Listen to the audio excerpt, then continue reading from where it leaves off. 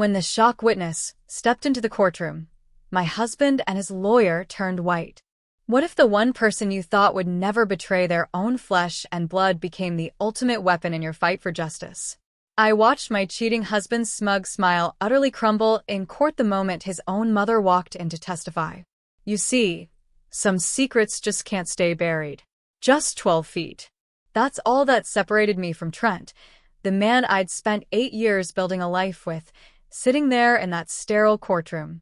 And directly behind him, like some twisted shadow, was Sabrina Feld, the woman he'd been sleeping with. Trent Somerville, my husband, looked annoyingly relaxed, almost bored, honestly. Like this whole divorce, this absolute wreckage of our lives, was just a minor inconvenience before his lunch reservation. Sabrina? Oh, she was perched in the gallery, legs crossed, chin high, a smug little smirk playing on her lips, as if she'd already claimed her prize. Then my lawyer, Connie, bless her heart, stood up. She delivered 5 words that just stopped everything. 5 words that rewrote the entire script of that day. Your Honor, one more witness. The room didn't just get quiet. It plunged into that kind of unsettling, absolute silence where you can literally hear the hum of the air conditioner, the faint clicking. My chest seized. A gasp caught in my throat. My eyes shot to the doors at the back of the courtroom, and I whispered, so softly only I could hear it. No, it can't be. I knew who it had to be. And then I saw it. Trent's face. That cocky, I've got this handled grin he always wore? It didn't just falter. It shattered the second he saw who walked through those doors. So, my name's Aria Marquez. I'm 32, and up until about 9 months ago, I genuinely believed I was living a pretty normal life. Mundane maybe, but normal. I'm a payroll coordinator for a trucking company in Wilmington, Delaware. $52,000 a year. Not exactly glamorous, but it kept the lights on, or at least it used to. I married Trent Somerville when I was 24. We'd been together since I was 22, after meeting at a 4th of July party. He spilled lemonade all over my sandals, and somehow, that clumsy move turned into our first date. He was charming. Tall and easy laugh, the kind of guy who just made you feel like you were the absolute center of his universe. He owned this auto detailing business, 2 locations, one on Kirkwood Highway, another near Newark. The deal was simple. I ran the household, kept everything at home humming, and he managed the business finances. I never questioned it. Why would I? I trusted him implicitly. There was never, ever a reason to doubt him. Or so I thought. The reason for my doubt, the first tiny crack in my perfectly constructed world, arrived in our mailbox one Tuesday in April. It was a Chase credit card statement, addressed to Trent, at our home address. But I'd never seen this account before. I almost tossed it onto his pile of business mail. But the envelope was already half open, the seal barely clinging, and my eyes just snagged on a number.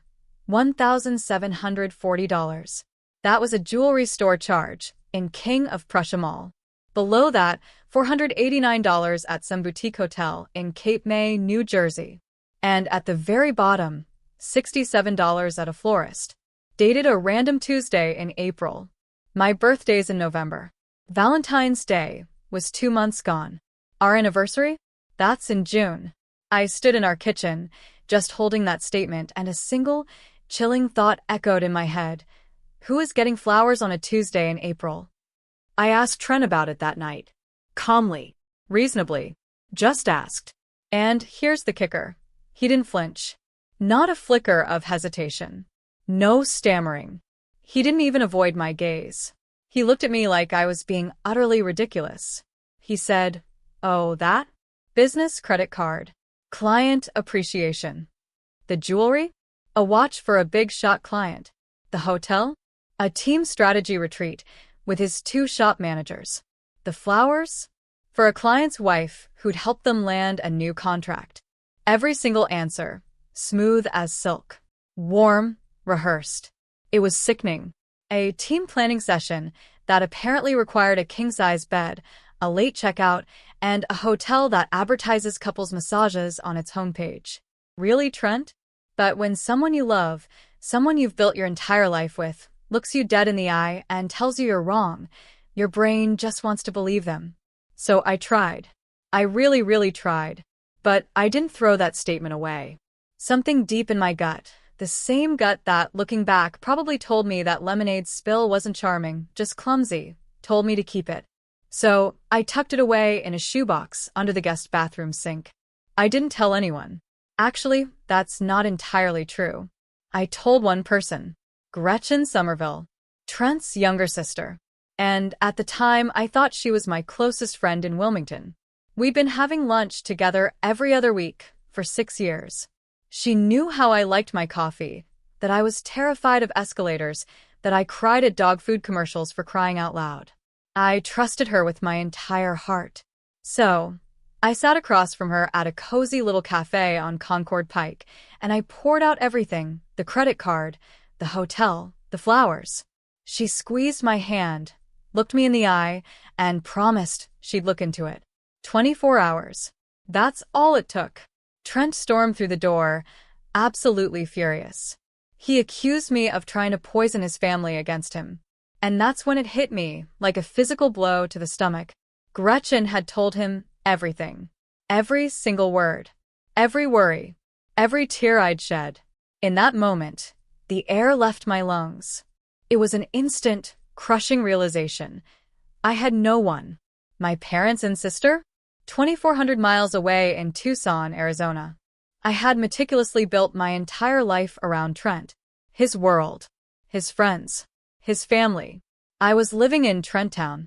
And now, those very walls I'd built were closing in around me, from every single direction. I work in payroll, for crying out loud.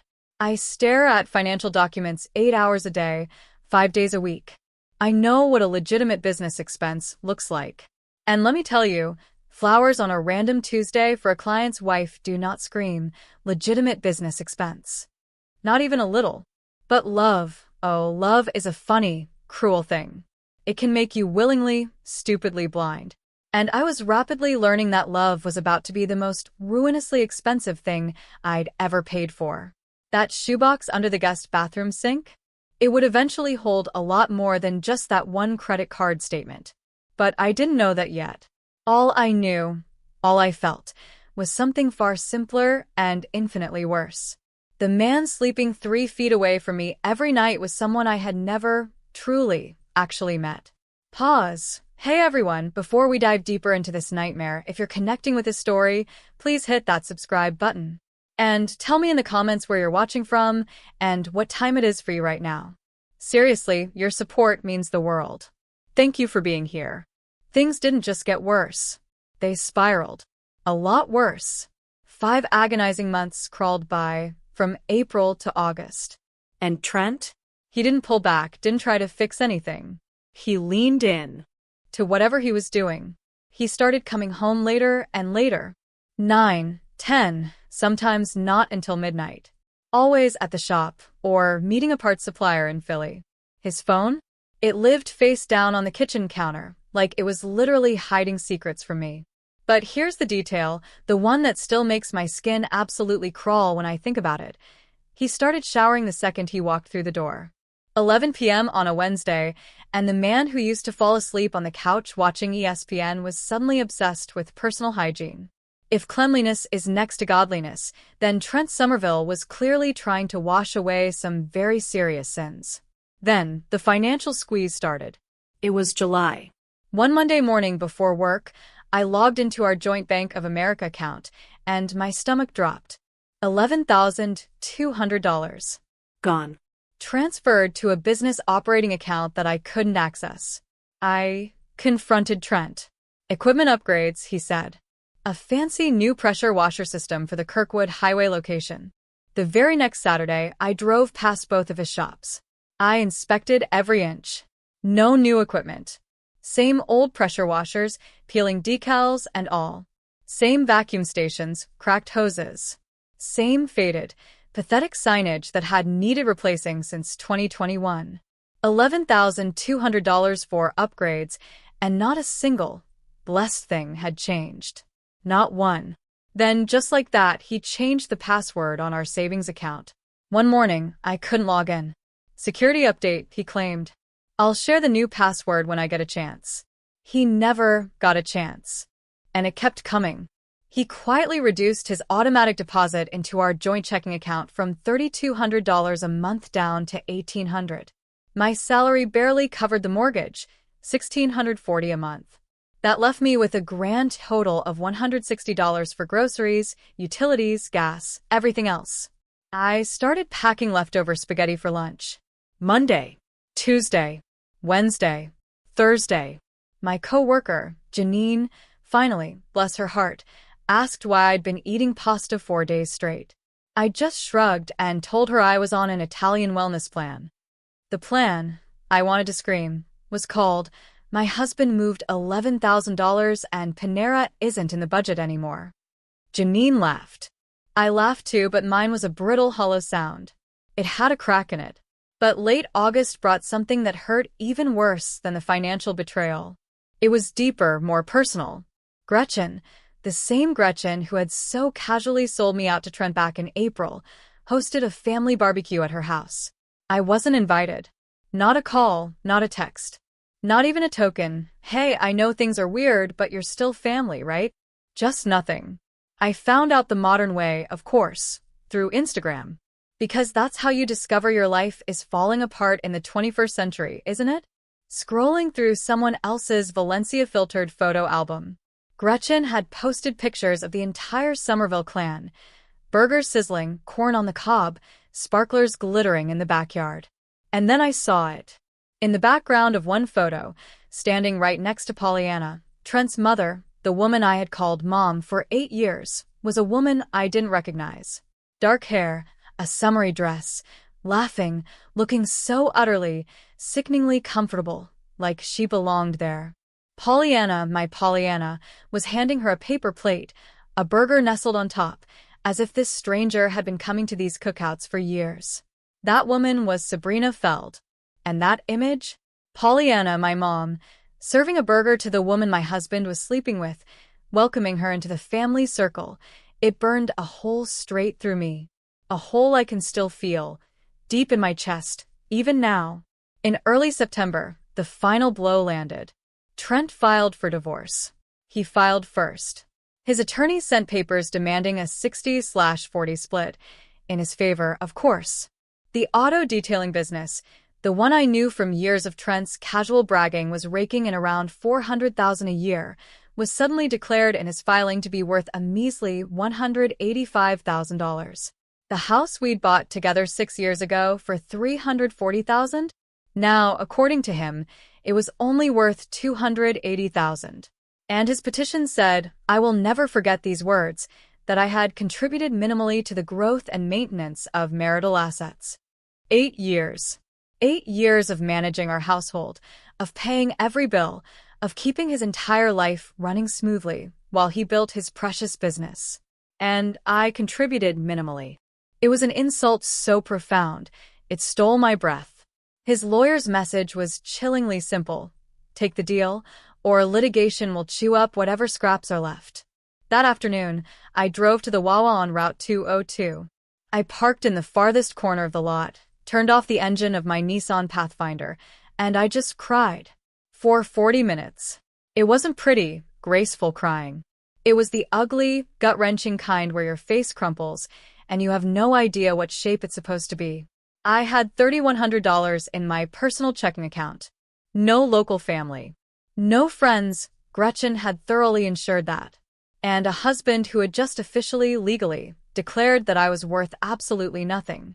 I thought about calling my mom in Tucson, but I knew she'd book a flight that very night, and honestly, I genuinely couldn't afford to feed another person on my Italian wellness plan. The very next morning, something shifted. I don't know what it was. Maybe sheer desperation, maybe a touch of divine timing. During my lunch break, I walked into the Wilmington Public Library. I wasn't looking for anything specific, just a quiet place that wasn't that house. I found myself wandering through the self-help section, and I pulled a book off the shelf, something about financial recovery after divorce. And there it was. Inside the front cover, tucked like a forgotten bookmark, was a business card. On the back, someone had scribbled in blue ink, "She's worth it. Call her." The front read, Constance Bellamy, attorney at law, family law and asset recovery. I just stared at that card for what felt like an eternity. Then, before I could even begin to talk myself out of it, I called. To whoever left that card in that book, if you're out there, you truly, genuinely saved my life. Not in some dramatic movie scene way, but in the real, slow, steady, one phone call at a time way.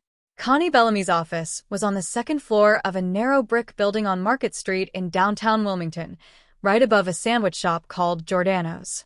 The whole stairwell smelled deliciously of roasted peppers. Connie herself was about 58, built like someone who'd played serious softball in college and still carried that powerful, determined energy. She wore her reading glasses on a beaded chain around her neck, and her handshake? It was firm, no nonsense, the kind that instantly tells you things are about to get handled. On the wall behind her desk hung a framed cross-stitch that declared, "Assets don't hide themselves." Next to it, a photo of two golden retrievers. I later found out their names were plaintiff and defendant.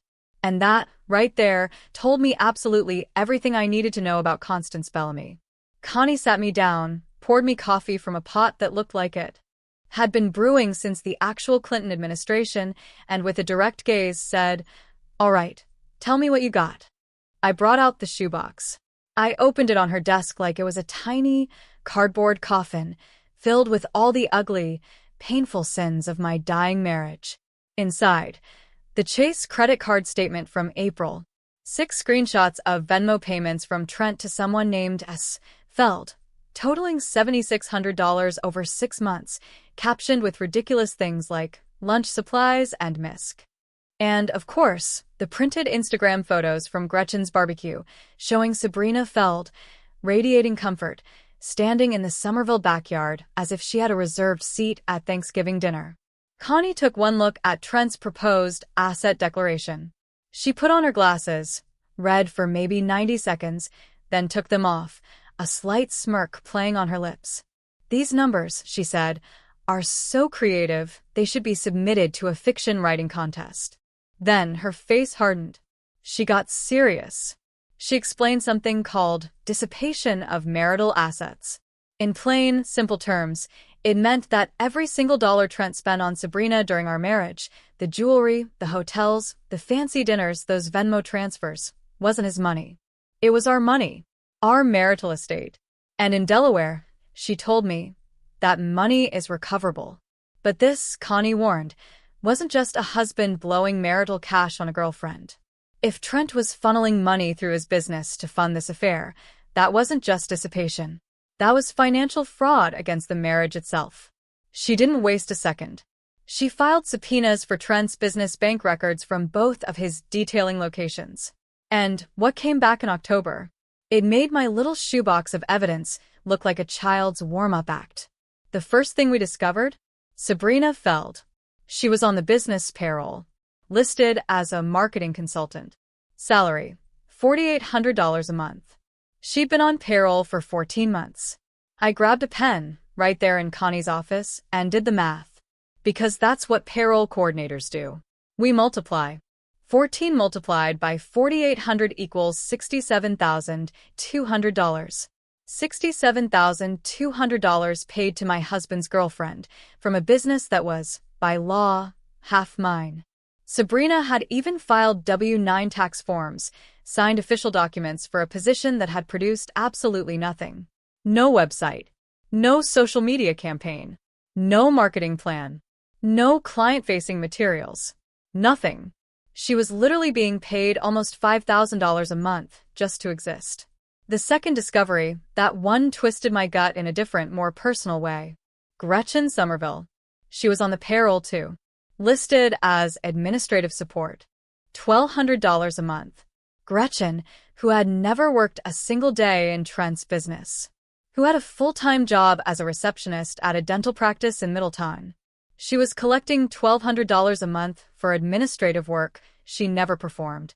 When I saw her name on that printout, something clicked into place. The barbecue. The phone call to Trent back in April. Her workplace ambush later. Gretchen wasn't just being a loyal sister. Her loyalty had a price tag. and it was $1,200 a month. Connie flagged it but told me, "Stay focused on the bigger numbers, Arya. We'll come back to Gretchen." Third, a separate LLC I had never heard of. Coastal Ventures D. The business account showed regular, consistent transfers to this entity. $93,000 total over 2 years. Connie leaned back in her chair, a grim look on her face. Coastal Ventures, she explained, is a parking lot. A place for money your husband didn't want you to find. It wasn't a real business. It didn't sell anything, produce anything, employ anyone. It existed for one reason only, to hold cash somewhere I'd never, ever think to look. I'll be completely honest with you. I sat in Connie's office that afternoon, and my hands were shaking. Not from sadness anymore, though. This was from the sheer, furious rage of math. I started adding it all up. $67,200 to Sabrina. $14,400 to Gretchen. $93,000 to a fake LLC. Plus those $7,600 in Venmo payments. That's a grand total of $182,200. $182,200 that Trent had moved, hidden, or just carelessly handed away while I was eating leftover spaghetti and silently crying in a Wawa parking lot. The anger, it was a cold, calculated thing. Then, in late November, Trent figured it out. The subpoenas for his business records had tipped him off that I'd hired a lawyer. So, what did he do? He sent Gretchen. She showed up at my workplace during lunch hour, marched straight into the break room, and started lecturing me like she was delivering a fire and brimstone sermon. I was destroying the family. Trent had just made one little mistake. I was going to ruin everyone. My coworker, Janine, was sitting right there, a turkey sandwich frozen halfway to her mouth. Ronnie from shipping suddenly found his coffee cup fascinating. I didn't say a single word. I just let Gretchen talk until she completely ran out of steam, which took about 4 furious minutes. Then she left. I walked back to my desk and emailed Connie every single document I'd organized that morning. You know, people who yell? They're usually afraid. But people who stay quiet? They're usually ready. That night, I started waking up at 5:30 a.m. Every morning, before work, I'd sit at our kitchen table with my laptop. I organized every bank statement, every receipt, every screenshot into perfectly labeled folders on a flash drive. Color-coded, date-stamped, cross-referenced. I work in payroll. Organizing financial data is literally what they pay me to do. People always told me being a payroll coordinator was boring. And yeah, maybe it is. But boring people? We notice when the numbers don't add up. And let me tell you, every single number in Trent Somerville's financial life was absolutely screaming. For the first time in 9 months, I felt something other than fear. I felt methodical. And methodical felt like the beginning of something Trent was not ready for. Then, Connie called with something I absolutely, unequivocally did not expect. She said someone had reached out to her office. Someone from Trent's own family. Not Gretchen, obviously. Someone else. Someone who had been completely, chillingly silent through this entire ordeal. And that person, Connie said, wanted to talk. The person who called Connie's office was Pollyanna Somerville, Trent's mother. The very same woman I'd watched on Instagram, just months earlier, handing a burger to Sabrina Feld at that family barbecue, like she was welcoming a new daughter. The woman I had called mom for 8 years. The woman who hadn't spoken a single, solitary word to me since April. When Connie told me, I just sat there, on the edge of my bed in the guest room because, yeah, that's where I slept now, and I stared at the wall. For a solid 3 minutes. I had completely written Pollyanna off. After those barbecue photos, after the deafening silence, after watching her stand there with Sabrina as if I had simply ceased to exist, I figured, well, blood won. It's what mothers do, right? They pick their children, even when their children are unequivocally wrong. I understood it. I hated it, but I understood it. But I was wrong about Pollyanna. So incredibly wrong. And being wrong about her? It turned out to be the absolute best mistake I ever made. So, here's the unbelievable truth of what happened. The night of that barbecue in late August, After all the burgers had been devoured, the sparklers had fizzled, and the Instagram photos were already being filtered, Trent stayed late at Gretchen's house. Most of the family had gone home. Only Pollyanna was still there, quietly cleaning up the kitchen. Trent, of course, had a few too many beers in him. And when Trent Somerville had a few beers in him, he talked. Oh, how he talked. He told his mother that the business was clearing over $400,000 a year, more than double what he'd later dared to declare in court. He called me clueless. Said I'd take whatever scraps he threw because I didn't have the spine to fight. He actually bragged about Coastal Ventures, calling it his escape fund that Arya will never touch. He even called the payments to Sabrina the cleanest trick in the book. And then he laughed. Sitting there in his sister's kitchen, barbecue sauce smeared on his shirt, he laughed. He genuinely laughed about utterly gutting his wife financially, like it was some brilliant, clever business move. But Pollyanna? She didn't laugh. Because she had heard those exact words before. 30 years ago. From Trent's father, Gerald Somerville. The man who built that original detailing shop had done the exact same thing to Pollyanna. Hidden accounts. Fake expenses. Another woman on the side. Back then, Pollyanna stayed quiet. She chose loyalty. She chose family. And when Gerald died 7 years later, she discovered the business went entirely to Trent. The house was mortgaged into the ground, and there was nothing left for her. Pollyanna spent her entire 50s rebuilding her life from a tiny rental apartment, working the front desk at a veterinary clinic until she could finally afford a used car and a security deposit on something better. That night, hearing her dead husband's cruel, familiar words pouring out of her living son's mouth, something inside Pollyanna just cracked. A fissure opened that would not, be sealed back shut. 3 days after that barbecue, Pollyanna called Connie Bellamy's office. It was clear. Trent inherited his father's business, his father's superficial charm, and apparently, his father's absolutely unshakable belief that women simply can't read a bank statement. The apple didn't just fall far from the tree. It rolled straight into a hidden LLC. The plan came together, meticulously. Pollyanna would testify about Trent's drunken, private admissions, the true business revenue, the real purpose of Coastal Ventures, the fake consulting payments, his stated, despicable intent to leave me with absolutely nothing. Connie would add Pollyanna to the official witness list 14 days before trial, January 2nd, for a January 16th court date, perfectly within Delaware family court disclosure rules. No ambush, no dirty tricks. Completely legal. And here's the part that still makes me just shake my head in disbelief. When Trent's lawyer received that updated witness list and saw Somerville on it, they just assumed she was testifying for Trent. Why wouldn't they? She's his mother. Blood is blood, right? They didn't call her. They didn't prep her. They didn't ask her a single, solitary question. They just assumed. That assumption? That was the second biggest mistake Trent's legal team made. The first, of course, was thinking I wouldn't fight. Pollyanna also told Connie about a fireproof safe tucked away at the Kirkwood Highway shop. Inside it, a backup hard drive, where Trent kept his real financial records. QuickBooks files going back for years. Every single Coastal Ventures transfer. Internal spreadsheets meticulously tracking his actual revenue. The safe combination? 44. Trent's high school football jersey number. Because, of course, it was. Connie didn't mention the safe specifically in her filing. Instead, she filed a broad discovery motion for all business financial records at the Kirkwood Highway location, including digital media. Standard legal language. The court granted it.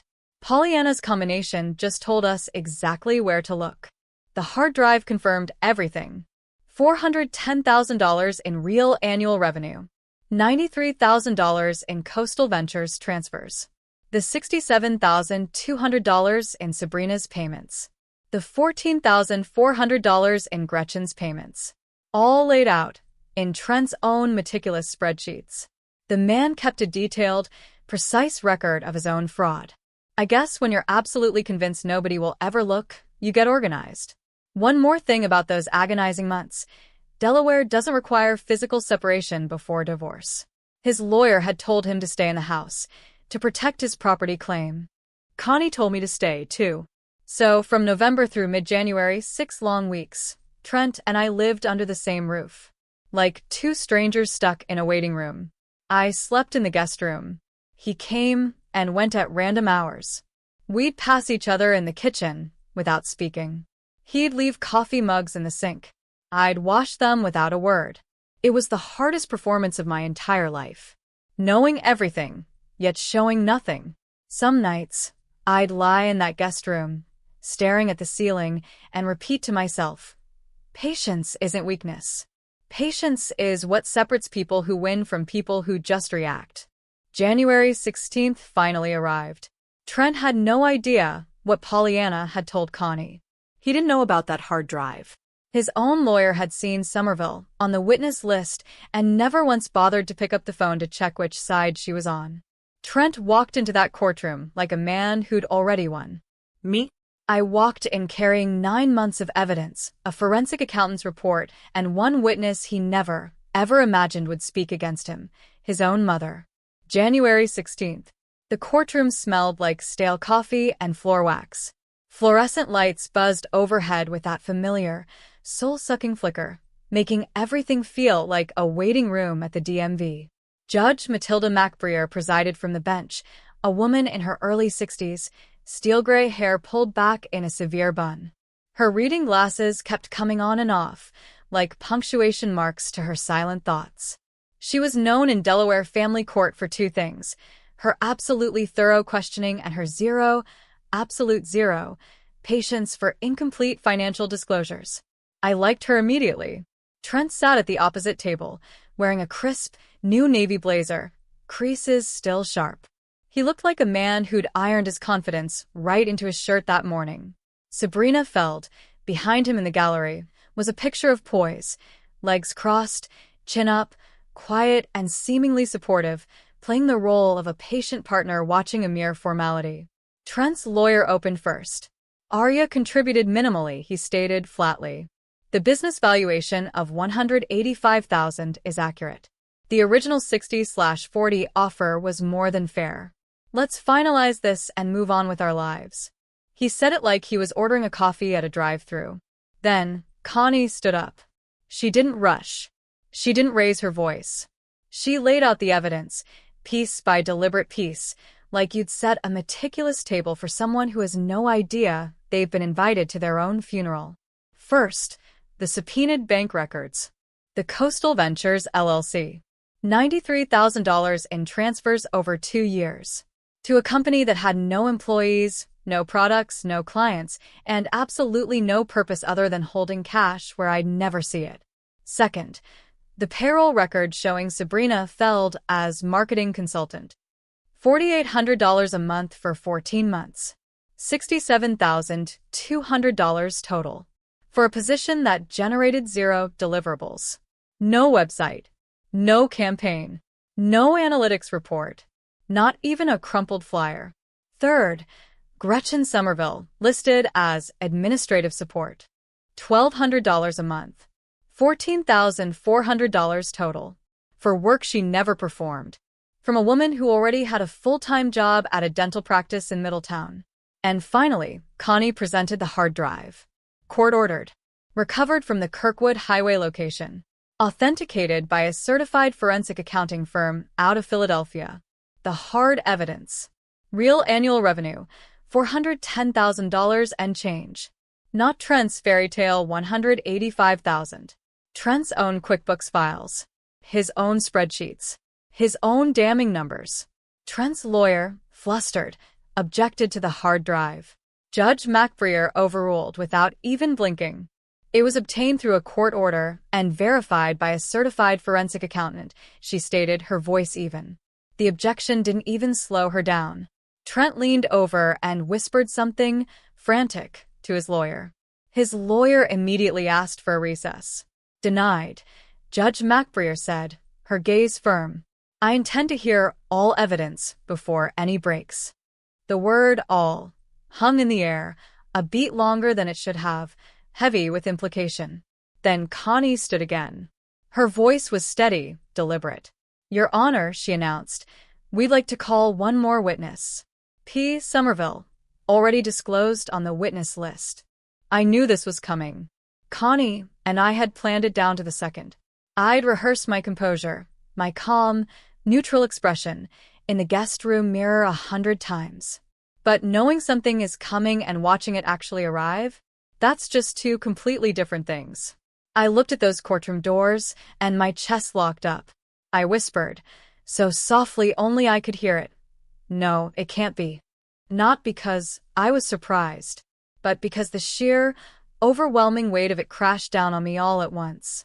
8 years. 8 years of calling this woman Mom. Thanksgivings, birthday cards with $20 bills tucked inside, the way she taught me to make her famous brisket.